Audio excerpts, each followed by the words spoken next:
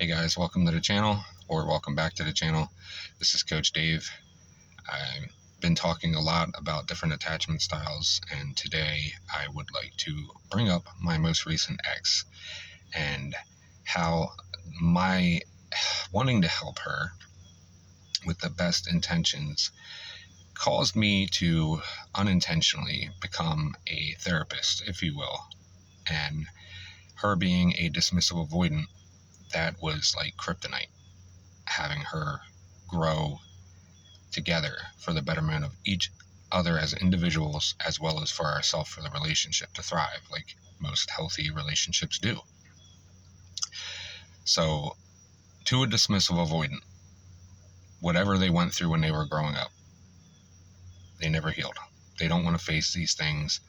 They flee and they run, and they learn these behaviors.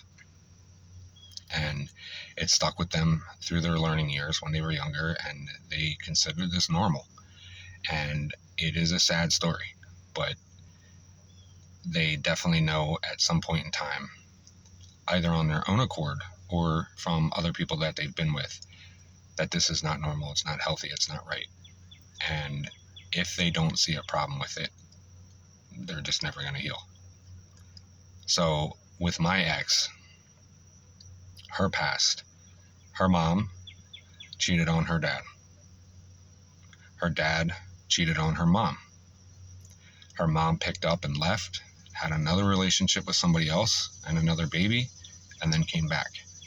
Somewhere along the way, the dad or the mom not being there or running around, not being emotionally present to her, made her feel like she had nobody to talk to, made her feel unloved, made her think that it's okay to live like that, it's okay to seek attention and validation outside of the relationship, more so than just as friends, and a lot of things that would be considered cheating, okay. In talking with her from the beginning of our relationship moving through, you kind of get this grasp of what they've gone through. And me being me, and maybe you being you, you feel bad. You know, men typically want to fix things if they're serious with you, and they have this white knight approach. Women often, you know, for these aspects, you know, not to be insulting, will say, you know, woe is me story. My exes were horrible. They cheated on me. You know, they did this, they did that. 9 times out of 10, it's all lies, because they want you to chase them. They want you to validate them. They want you to feel bad for them. They want you to save them. And women, you do it too. You all love the bad boys. You know, you see the potential. Oh, he's soft with me, but he's so hard. He's so unpredictable. And you love that. You crave it. It's a challenge. You chase the potential of what they could be. I could be the one to change this person. I could be the one to lock this person down. Both sides do it.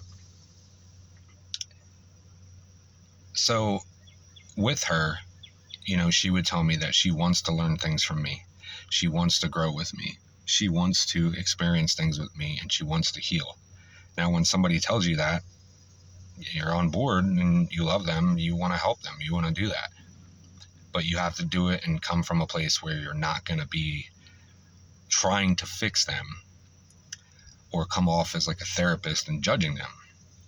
Now, I didn't do that, but she took it that way, and it made me not want to help because it started driving a wedge between us. And I realized now, the more I tried to help, the more I made her aware of, the more she became, you know, self-aware, so to speak, and started facing these things, the more she pulled away from me. Even though I did nothing wrong, it's just what we discussed, what we talked about triggered her, and she didn't like it. And with fearful and dismissive avoidance, or even narcissists, they don't like to be reminded of the things that hurt them when they were younger. They don't want to face these things. They don't see anything wrong with them. And what typically happens is they confuse it and misconstrue it with, oh, I'm just not compatible with this person. Now, if you're not compatible with somebody, that's, you have distaste in things, right? Like you guys just don't get along, you don't like the same things, your friends don't get along, your families don't get along, their family doesn't like you, or vice versa. Those are compatibility things, not trying to grow together, not forcing somebody or manipulating somebody or coercing somebody to stay with you for any rhyme or reason, but for right reasons, for healthy reasons, to grow and stay together, and to them, they'll just run away at the sign of feelings, when it's real commitment, when it's them basically being afraid to step up to what you are, what you're requiring, what your boundaries are. And they don't like that. They do not want to deal with that at all. Accountability is kryptonite. They don't want to face anything. They don't want to take ownership of anything. And the more that you try to help them, the more that I tried to help her, the more it made her realize what she did to her most recent ex and what she put him through. And it became to the point where she wasn't even worried about working on us and worried about our relationship. She was thinking about him. And it's a messed up and sad dynamic. And it's not something I wish for anybody to go through. But unfortunately, that's what happened. And she doesn't like to go through those things. So what's the easiest thing to do? You bottle up, you wall off, and you start disassociating yourself in every way imaginable from this person. And you withdraw in every aspect. And that leaves the other person feeling anxious, no matter how secure you are. That leaves the other person wanting to fix things even more. That makes the other person feel inadequate in every way. And that pushes them away even further when you get like that. It's not an attractive quality. And when they're already feeling like they need to run from the pressure that you're putting them under, it's just going to make it even worse. So they view it as, oh, this relationship's over, it's failed. There's already problems, we're fighting, I can't do this. They're requiring too much of me, it's too serious, it shouldn't be like this, it should just be too easy. I don't like this anymore, like I don't want to face this. On to the next. And that's 9 times out of 10 typically what happens. It's easier for them to just completely leave you and move on to somebody else who a lot of people will say is unaware of who they really are. And that might be the case, because let's face it, we all put our best foot forward. We all try to impress and, lead that way when we first get into a relationship. And it takes a couple months for you to really get to know somebody.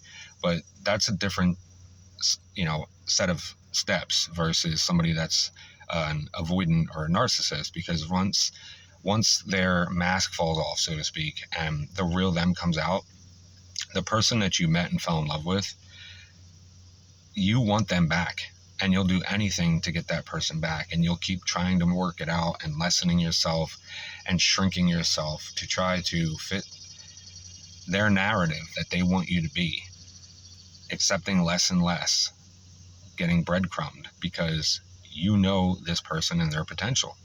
And it goes for both men and women. Like I said, it's the woe is me woman or the bad boy, and you see the potential and you want that back. Well, the truth is that person you fell in love with wasn't real. It's a fallacy based on lies. Everything you knew about this person sounds so great and wonderful, and I know, I've been there. It hurts, but it's not real. They're not real. It's not something that they can maintain for a long period. And the person that you are now dealing with is whom they really are. And the crazy thing that brings you full circle is when my ex did this to me and it was over, and she tried to offer me friendship, and I knew that step was coming, and I simply told her, like, I believe we're worth more than that. It wouldn't be fair, because I am in love with you, and you might not be in love with me, but I'm not willing to just be friends with you. That's not something that I want. So when they offer that friendship and there's no deep commitment, there's no strings attached anymore, there's no overhead, so to speak, they feel free, they feel relieved, and you're in turmoil, you're dying inside. You're trying to make everything work, you're confused, the rug was just swept out from under you, you are trying to make sense of everything, and they're just like, living my best life here, I don't have any of these attachments anymore. Because most times, dismissive avoidance, fearful avoidance, when they're trapped in a relationship, that's how they feel. When things become real, they have to face all these things. They have to own up. They have to take ownership and accountability. that makes them want to run. And even though they could do all this stuff in the beginning so freely, flowing like water, no problems, no issues, somewhere along the line it becomes too much. It becomes a chore to them. That's how they view it. And then when it's all said and done, they feel free.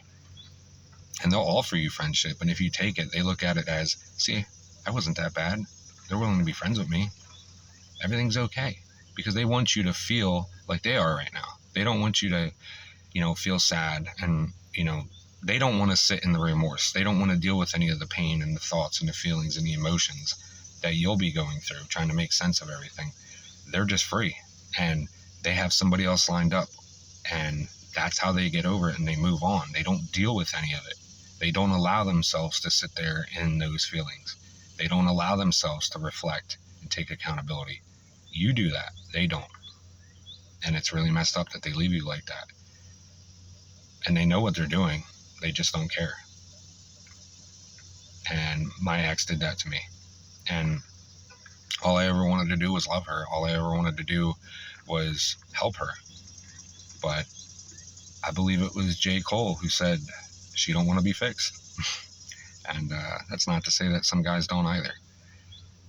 A lot of people just don't care. If you've ever been through this, I am sorry that you've gone through it. If you're currently going through it, I hope this helps you navigate through it so you can get to a place of secure attachment and get out of this. Unless they're willing to do the work, you can't help them if they're not willing to help themselves. And you will never change them, and you will break yourself trying to. Sometimes you have to put you first. I'll catch you guys in the next one.